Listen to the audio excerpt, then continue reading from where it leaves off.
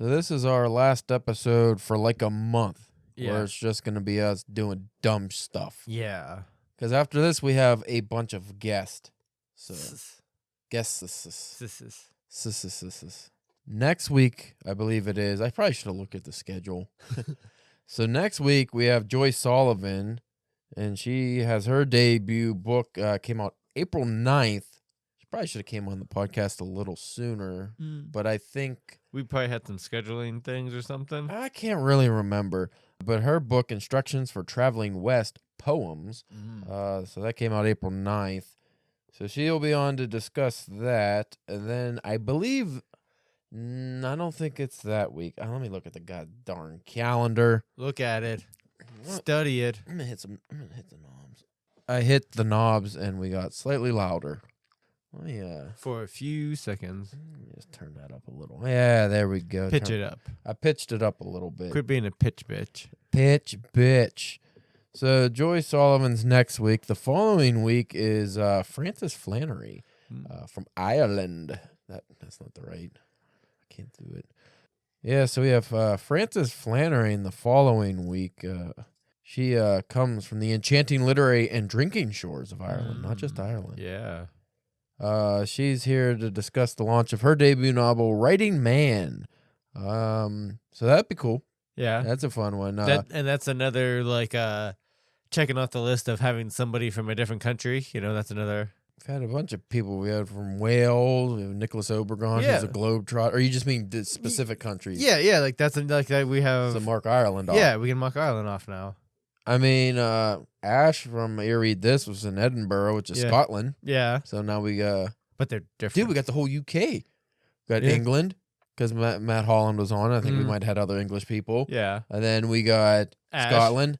Well, he was over... Ash was in both. Wasn't he over in England, too, before? I think the first time. And then we got, who was it from Wales? The Colony. Benjamin Cross. Yes. He's Welsh. Mm-hmm. And then we have Frances Flannery from Ireland. So that is cool. We got all the UK finally, all these years, we got them all down. We need to get an Aussie. She was a very fun correspondence here with the emails. Just from the couple of stuff that you've been telling me about, she seems pretty fun. Yeah, I think that's going to be a fun one. I feel like that's the one we need to be drinking. I don't know what time it would be. It's a special one. It's Memorial Day at 4. Yeah, but I mean, over there. You know what I mean? Oh, it's Ireland. They're always drinking. Oh, hey. Hey, buddy. Ooh, I forgot this person. Didn't schedule them from Egypt. Would have been I think I sent you that. I forgot about it. It was somebody's publicist, but... Oh, I think, yeah.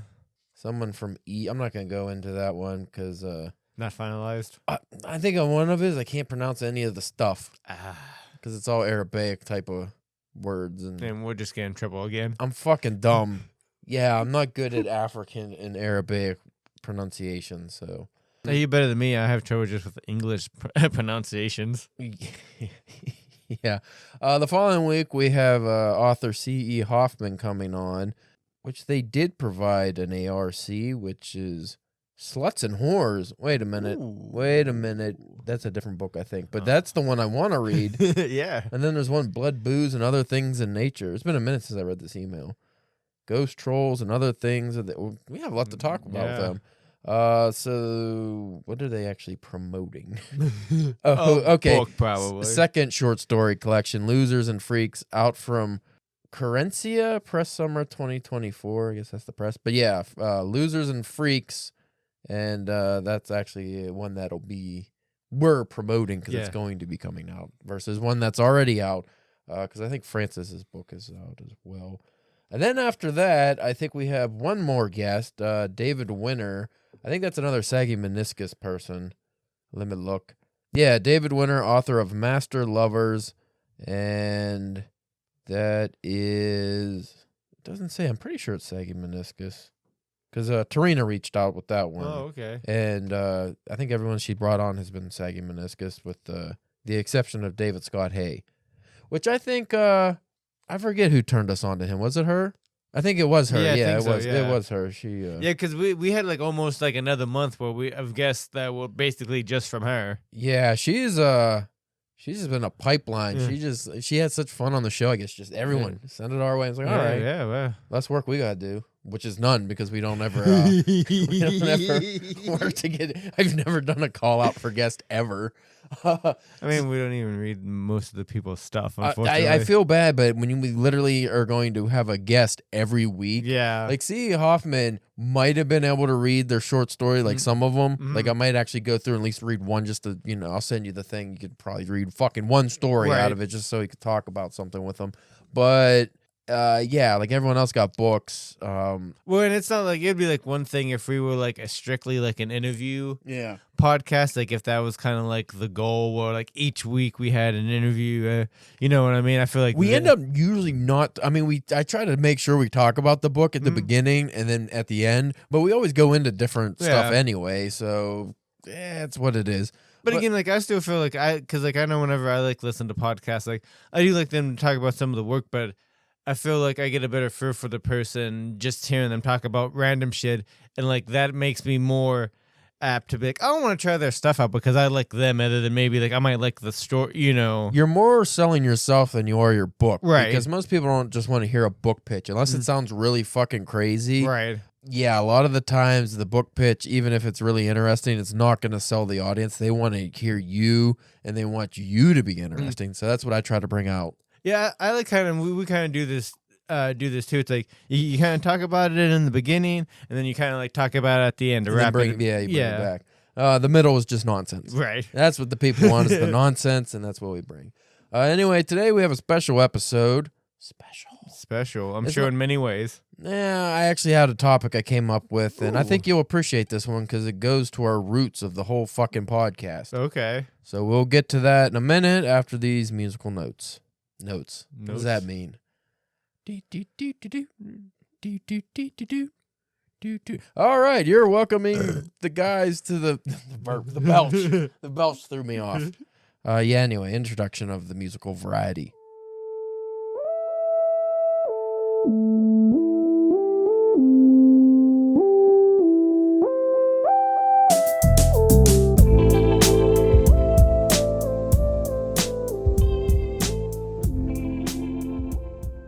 You are listening to the Drunken Pen Writing Podcast. I'm your host, Caleb James. With me, as always, Spencer, the Montpelier Monster Masher Church. I'm Monster Masters.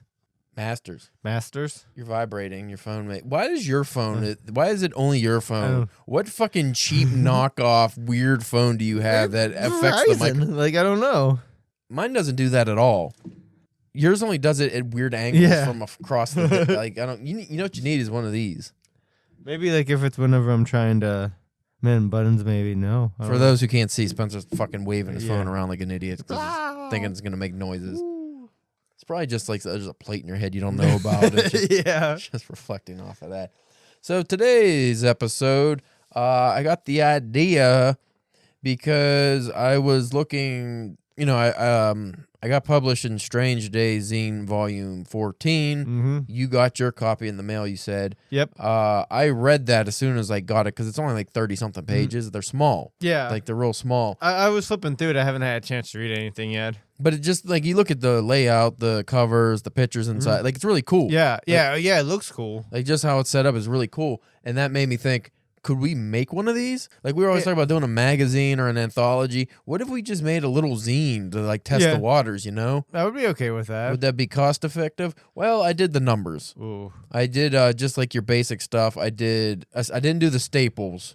I did like the Strange Days, like, the it's like a little perfect spine. binding. Yeah, a little spine. 32 pages.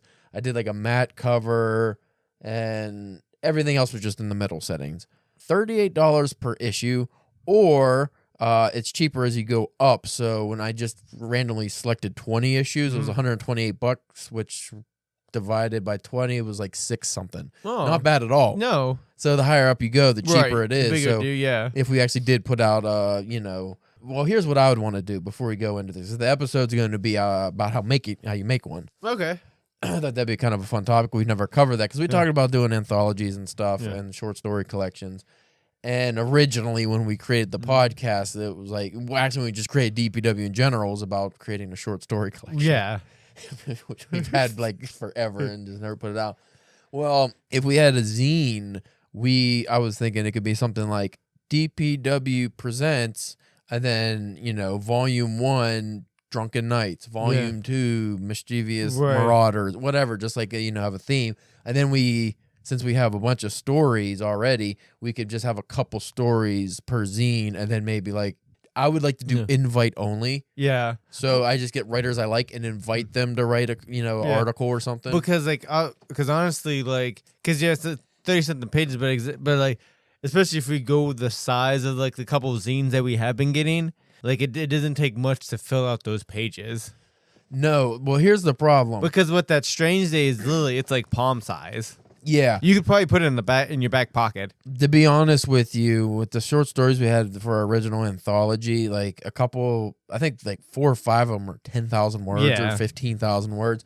That probably would fill the whole fucking book almost. Yeah, those would have to be for a more traditional. Yeah, we would have to do, so we wouldn't be able to necessarily use those, but we could still use other things. And also, we could use things that we've had published because we have the rights to them. And it also is just a good, like, hey, I need to write something because because it's one thing with like, I'm trying to get some writing done. There's some submissions that I want to try to get to, but it's another thing to it's like, oh, we're putting out something ourselves. We need the content. Yeah, but even if we like, depending on the page numbers and stuff, maybe one of the 10,000 word stories, and then some like, I mean, are we gonna do like an actual zine where we have some articles, some art, maybe somebody do comics, maybe when it grows.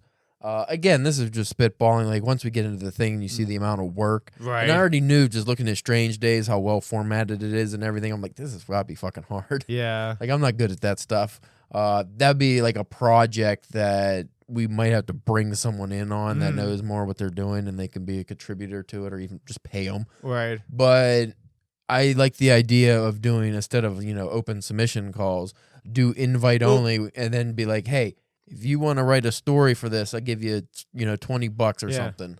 And because you figure like between you, me, I'm sure Ash would like to do something too. I would imagine the first issue, the inaugural issue, would probably just be the DPW guys. Yeah, and like Bryce, because he's been on, or even just like further extend it to people who've been on the DPW podcast, like Nick or fucking Ash. No, that would be cool. Like if we got just like a couple 1,000 words thing from Oregon. That would be cool. That'd be pretty sweet. And again, it could be nonfiction. It doesn't have to be fiction. Oh, true, yeah. And then like I was saying, Ash from Here Read This, he writes plays and stuff. Like, hey, you got like a short play or something you want, we'll publish it. I have no problem paying you, because it's only gonna be a couple pages, and I'll give you $20. That's a good payday for basically nothing. But I think that would be a lot of fun. I don't know if that would be something I'm gonna do, right now. Yeah. Because like we said, we'll get into the articles to see like the amount of work that goes into this, because I got 2 separate articles. One's more detailed than the other. I want to say, like I was saying, we're both also too like in midst of like a lot of projects, big submissions like we're trying to work on too. That's the thing. Like maybe when like the year starts to slow down, or even if the summertime usually dries up a little submission wise, maybe that would be a good time for it. But just the fact that we are getting, a little more established with publishing stuff, that might be a good thing, is just to put out our own, zine to start with, instead of a full-on anthology or something that's more cost prohibitive and also harder to put out. Because a zine, like Strange Day, sells theirs just through an Etsy shop. We could do that. We could do that. I got my website as well. I could just sell it off of there. And just the people we know off by hand, or again, that would be a good thing to have. Because I'm sure that's something like, if whatever, like we get like however many copies, I'm sure we could go back and reprint more copies, like, you know what I mean? Yeah, So like we've always talked about, shows and stuff too. Like that could be something. Or even just going to conventions and not having a table. Just hand like a couple out to some people. It's something that's small. It's not as expensive as a regular book. People would flock to that. Especially like the Strange Days, like the covers are just fucking cool. Yeah. Like, it just looks cool. Even if you don't really care about what's in it, like it just looks cool. So things like that I'm always for. But anyway, this first one is from the Creative Independent. Now, both of these articles I found were from 2018. The second one's from Vice, which is a very basic article. Yeah. I don't know if in 2018, because that's pre-pandemic, so I don't know what was going on that made everyone want to fucking publish their own zines. But this I'm not going to go into the details of, like, the intro and stuff because it goes into like the history of zines. Like they start off as fanzines online, and that's a whole nother episode. I think, which I think could be a fun episode. True, because like this talks about like the Twitter era and people making fanzines and just a lot of like punk and music people were doing it, but this actually goes all the way back to the 70s and 80s. Yeah, like you look at like Cemetery Dance when that came out in the 80s by Richard Chismar. 80s, early 90s, like things like that where people were already Stephen King talked about making his own newspaper and stuff. Yeah. Like people were already doing this for a very long time. It just wasn't on a scale that was like the quality wasn't like, even if you can't write it all, the actual printing quality is still good. And also there wasn't like the internet widely distributed. Yeah, that's a big part of it. Now, when you have a zine, it could be a few things. One, it could be like Strange Days where you actually source work.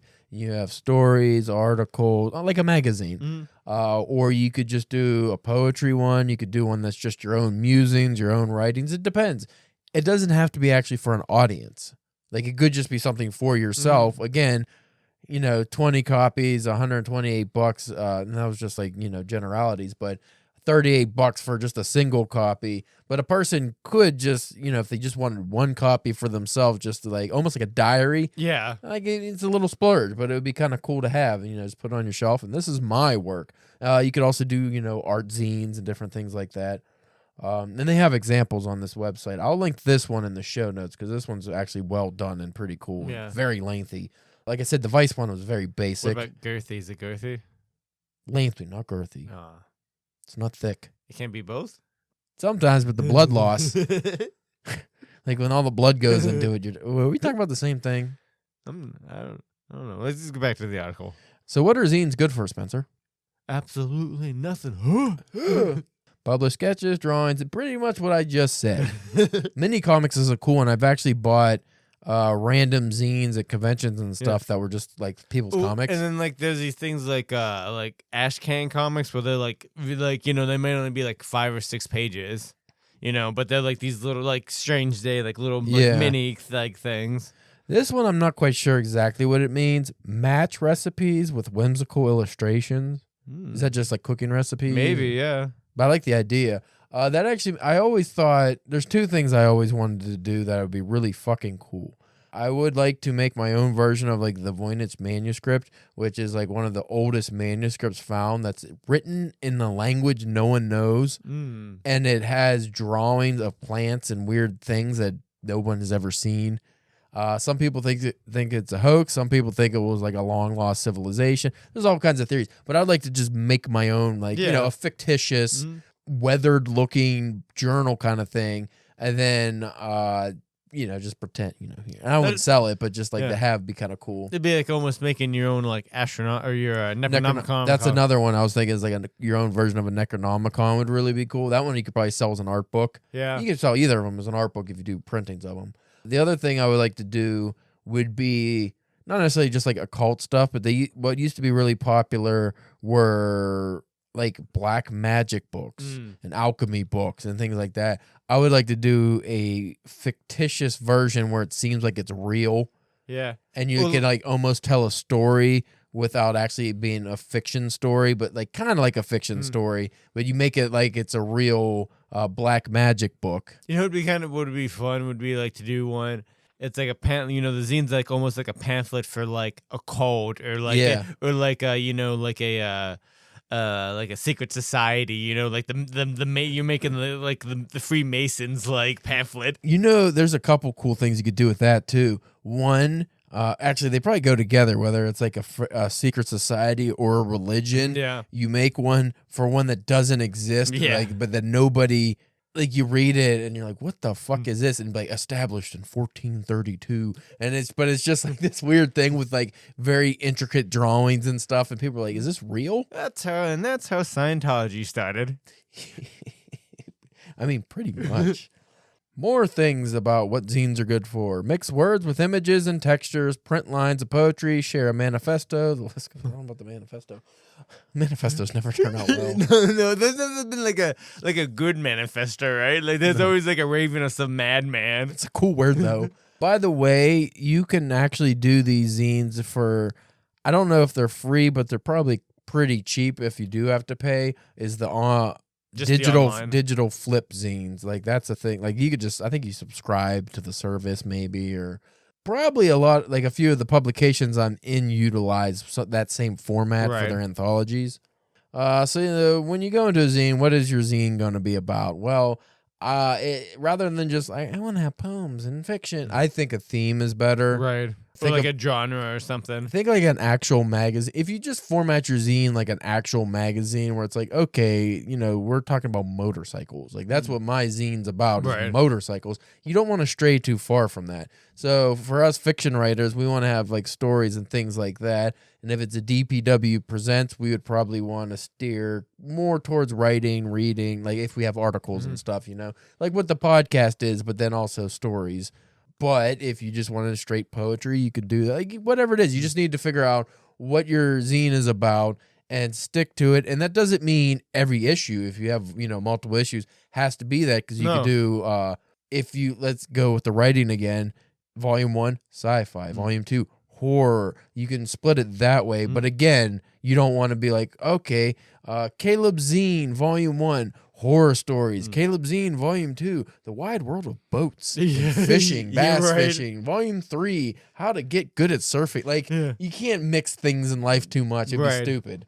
Because then you're never going to get an audience. But you're just going to have too many like maybe an audience for that one issue. They're not going to carry over. Working with collaborators. Now, this was, again, going with the Strange Days. They sourced work, so they put out open call submissions.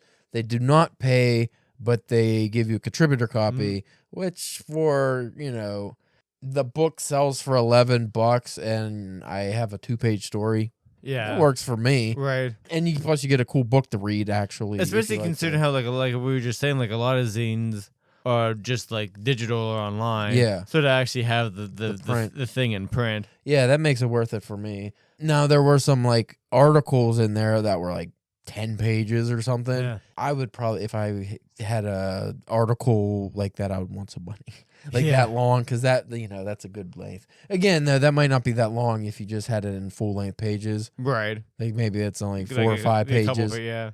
But even so, I would want paid for something a little longer. But like what is essentially a flash fiction story. It was like 1,200 words max. I don't care. I give that away. I don't give a shit. But working with collaborators, and I don't know if it does mention this next, licensing. When you work with collaborators, and this isn't just sourcing work, this is, hey, me and you are going to put a zine out. You're going to do the art. I'm going to do, like, how do we go about that? Am I paying you? Are we doing this together? Are we both getting, sharing the profits of this? How is the profit sharing working? A lot of that, like for us, we wouldn't need a contract with each other. We're not going to fuck each other. But if we brought in Joe Schmoes, the artist, and hey, we're going to pay you for the cover and some of the interior art, but we're not going to give you royalties or anything, or, we're not going to give you any money for the sales of this. You just get a flat fee. You want that down in an agreement. Yeah. You want a contract for that. Now, let's say like Mike offered to do, if we ever did an anthology, to do like a cover or something, I would want to pay Mike. Right. And I'm sure Mike would fucking refuse like an asshole. But I would know Mike is not going to fuck us. Right. And be like, hey, you know what? I decided I want some of those sales profits because this thing took off. Yeah. Like, that's not, I mean, again, we wouldn't fuck Mike either, but just saying, if you know someone and you're close friends and it's a zine, it's probably not that big. But the bigger you get. So if this thing takes off and all of a sudden you got 30,000 subscribers to your zine, you might want to actually put some kind of contract in play. Like I've already seen videos and things people talking about, like, with like comics, even if like, just their own like self-publishing, even if it's like with a friend, they say it's best to try to get like a contract. Yeah. Just because it's like professional and it's good, good practice for. You have everything laid out and, keep communications open because things do change. Yeah. Maybe one of the guys gets sick and he can't contribute. Well, was that guy going to be getting the same profits everyone else is getting if he wasn't in volume 3? Right. Or, like, it's not really fair. Yeah. It's kind of more professional, and it's just like keeps things from getting messy. Yeah, and you have that thing there to be like, like those guidelines there. Another thing you need to focus on is creative direction. So giving your zine its own signature feel versus being like a generic again, we're just going to be a random story zine and it's just going to be wacky stories and that's all we do. Yeah, it's not very personal. Like, again, DPW presents, we would have our own flavor to that. Yeah. Not just our logo and, our covers and stuff that reflect who we are as people, but when you read it, like editor's notes, articles, things would be geared towards what we do. But I can see a lot of people having a zine where it's just like, I like writing some poems and I want some other people to write poems and it's just a poetry collection. Well, now you just did a poetry collection. You didn't necessarily do a zine. Like, I think of like Thrasher magazines. I'm not a skateboarder, never been a skateboarder. No. But I always like Thrasher magazines just because the feel of it was like, it reminds me of just 90s skateboarder, punk rock, fucking doing crazy shit, crazy stories, like, crazy pictures. You may not be like a huge skateboard guy, but you could like pick it off the rack and flip through it and like know what's going on by it, and tell what's happening. The feel of it, Designing your zine. So this one I might get a little more detail. I feel like that would be the hardest part for us because we're not like, I can do the designing. I honestly, as meticulous as I am with everything, my worry is not learning how to do it or putting it together well or anything. It's the fucking amount of time it takes. Like I wouldn't be writing anymore. I wouldn't. I might fuck up the podcast. Like I would get absorbed. Like, how long did it take me to learn all the podcast shit? Right. Like, what did I do for just like months straight? Just learn everything I could about podcasting, and it still sucks. So what format will your zine take? So this, I already got a taste of this when I was going through the Zine Maker, which is very handy. I don't know if that was around 2018, but just like the very first link I clicked, it was just a Zine Maker. It has every you can't fuck it up now. Yeah. Like, it has I'm surprised it's not like an app. Yeah. Well, I'm sure there's plenty of apps. I'm not talking about the actual formatting of the manuscript. I'm talking about putting the zine together, the cover, the paper, the width, the length, the height, all that shit. I'm sure they also probably have like how like on websites they kind of give you like a prompt of like, hey, you can have your title here with the article coming down, like, you know what I mean? Well, even this says they have zine templates for software like InDesign and Microsoft Word.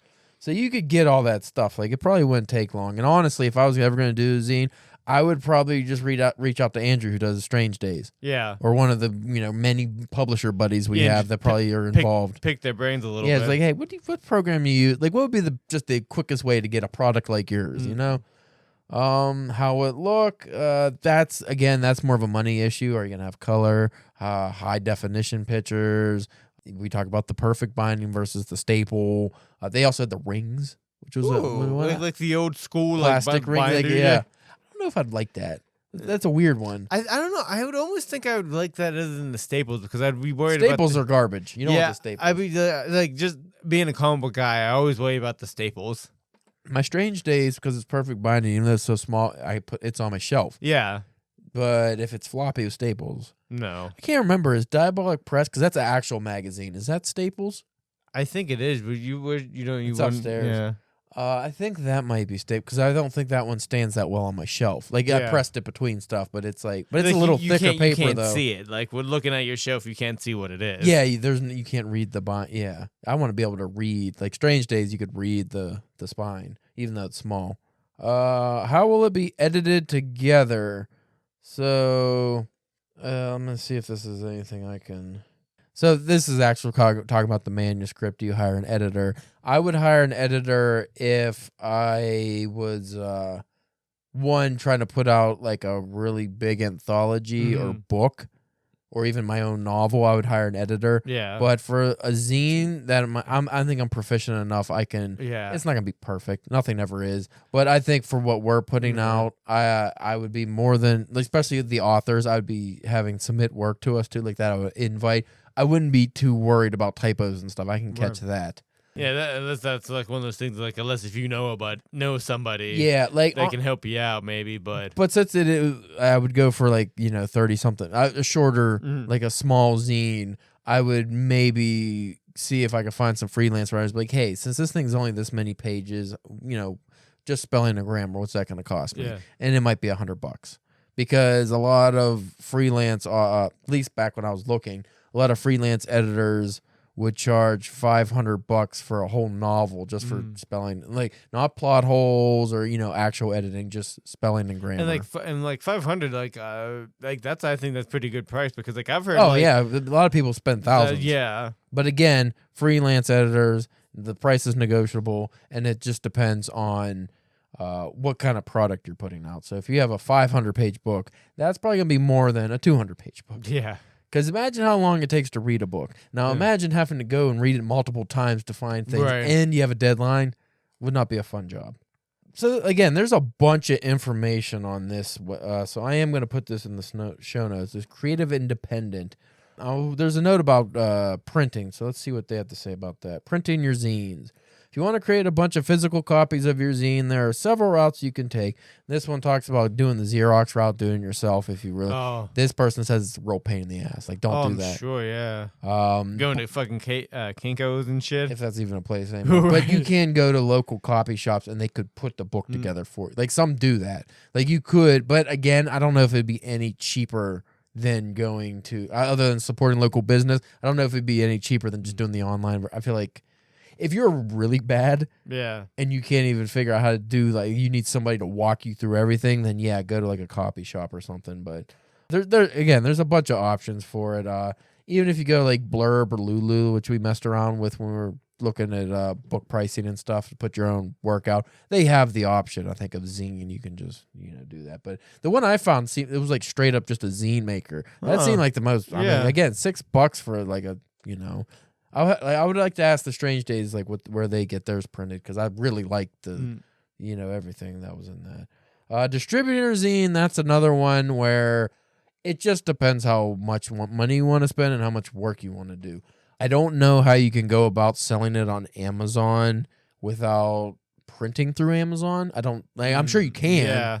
I don't see why you couldn't as a third-party seller. I don't personally, I don't know the process. I don't even know how about developing any of that shit. But if you can print a zine through Amazon, then obviously you'd be able just to easily sell it through there. And I think even on Lulu, you might be able to sell it through there. So that would be something to look for whenever you're just doing the printings, to see if they sell through that printer. Again, I would probably just go for the one that doesn't, and I just print it myself and do an Etsy shop or a website, or like your idea, we print out a bunch, sell them at conventions, things like that.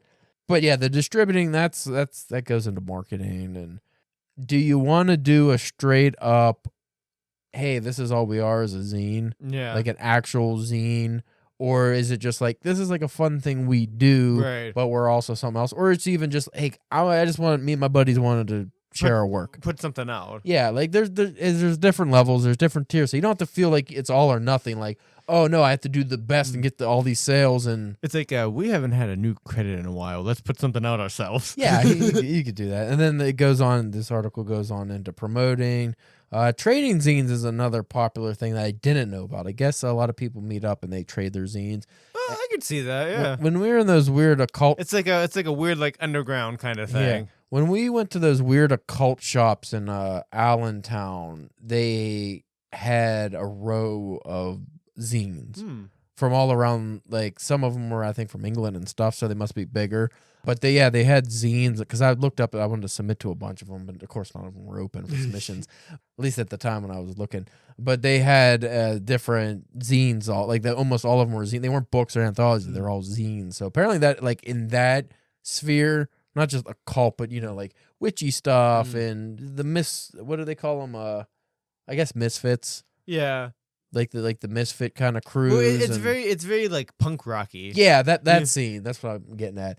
They're really big into the zines and the whole like independent publishing kind of thing. Like, I'm surprised that wouldn't have like a lot of zines like what's his name from Black Flag? Henry Rollins. Yeah. Well, he actually has real books. No, but I'm just saying, like, he would like be the guy that would like like that kind of feel, or like that kind of culture. Right. Okay, now I'm gonna go to the Vice article. Basically, it's the dumbed down version. Oh, look at that. What's that? I closed it out somehow and it's gone. Forever. Never to be found again. No, I just gotta go back through fucking Google. Just hitting buttons and the searching and the looking. And again, both of these are from 2018, so I'm sure there are some updated things. It's probably way easier. Oh yeah, hopefully. Like you said, apps. So there's probably just apps for everything, or like just that link I saw where like that I went to was just the zine maker. Like that probably didn't exist in 2018. No. Or if it did, it was very expensive, but it's cheaper now. So this was just a Vice piece, a beginner's guide to making zines. And again, this one actually doesn't have that much information, so I'm not going to really read it. Decide what your zine's going to be about. Very basic topic. Decide what format your zine is going to be. Now, there are stitch-bound zines, perfect-bound zines, accordion zines, tiny zines that come in matchboxes. That'd be kind of cool. Large poster-size zines. That is something that we didn't go into in the other article. There's a whole list. Posters, I kind of like the stitch. Yeah, but again, it's just how much money you want to spend. Yeah. Well, some of these I think are like homemade. Yeah. But this goes into not just the feel of your zine and the personal touches of your zine, but what is your zine going to be if you go into like a stitched, or hey, our zines are printed in leather book cover things, or that could be the selling point for it because it's unique. Like it'll make it stand out because how many people are making zines off of just here's the pre-printed, here's the paper. And it's like a lot of people are probably doing that. But some of these, like the matchbox size and, all that stuff. You could even do a zine where half of it's this way and then the other half's upside down. It's a different zine altogether. 2 zines in one. A flip zine. Flip zine. Yeah, you could do all kinds of stuff. But the main thing is you decide on that before you go down the route. Yeah. And probably stick to it. Don't fuck around too much. Don't decide this is going to be a portrait zine, but then the second volume is going to be in landscape and it's going to be long. Nobody wants that. Remember to format your pages correctly. That's the hardest one that I would fuck up because they have to fit properly. Start making the thing and print. That's it. That's all Vice had to say. Hit the print button. Yeah, that's stupid. But I think that would be a fun rip because I could just picture it now. The first of all, DPW presents Volume 1, Drunken Nights. Yeah. And that would be the title of the zine, DPW Presents. Okay. Like that would be like Strange Days. And then each one would have like a new subtitle. Yeah, so it'd be DPW Presents Volume 1, Drunken Nights would be the subtitle. And then that theme for that volume would be stories about drunken stuff and articles and everything. And then I could already picture like whatever cool drunken scene we have for the art cover and stuff. And then I just see our little DPW logo on the back, the podcast logo. Yeah. I think that would be cool. It would be a cool thing to do with a zine too. Like if we knew we were going to try to do a couple issues, is like have if you can have the themes close enough to be like, have something go through a couple issues of the zine. Yeah. You could do that as well. So anyway, I hope some of you folks were inspired to make your own zine because I just think that'd be a cool idea. I'm sure a lot of people do it, but do they take off? I don't know. I've been seeing more and more lately just online when I do submissions. Like I find like reputable zines that are pretty popular. Like I said, the Strange Days is just really cool, like the layout and everything. And just, it is set up like almost like an old school National Enquirer, like, our alien, we've seen aliens, and it tells you the story about aliens or, things like that. But it's not as far-fetched and full of bullshit as those are. But anyway, we thank you for listening. If you like this episode, you won't have one for a while because we got a bunch of guests. We're gonna be professional for a while. We'll try. You can check us out at DPW Podcast on Instagram, X, Facebook, and YouTube. Spencer is up in Montpelier, Vermont, and he is mashing monsters. Yep. Kind of monsters. And how you mashing them? With a hammer. With a big mallet. Oh, I thought you were... Okay. I don't know, some kind of other mashing. Yeah. That's different. I thought monster was just the name of your girlfriend. Or boyfriend. We don't judge around here. So anyway, we'll check you out next week. Again, we will be talking to Joy Sullivan. Unless she bails. Couldn't blame her. After listening to the fucking, what was it? It's a fucking shark episode. It's a fucking shark. Because that would be the one they probably listen to. And they'd be like, oh man, these motherfuckers jumped the shark. Oh, these guys are goddamn idiots.